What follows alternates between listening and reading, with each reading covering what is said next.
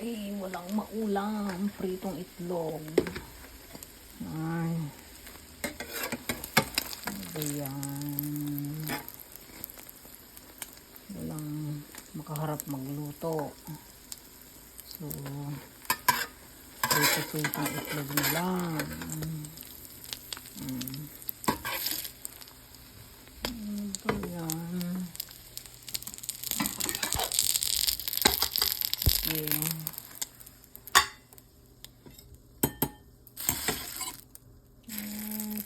Pritong itlog.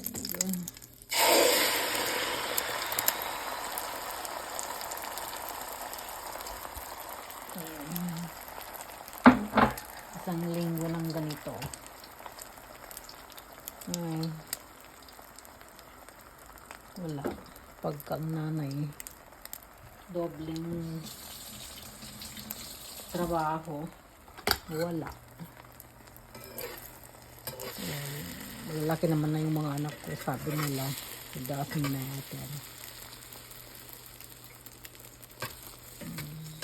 Sila na rin ang nagpiprito ng itlog, piprito ng hotdog para itlog ng isang linggo, hotdog ng isang linggo, spam isang linggo na ganun lang talaga.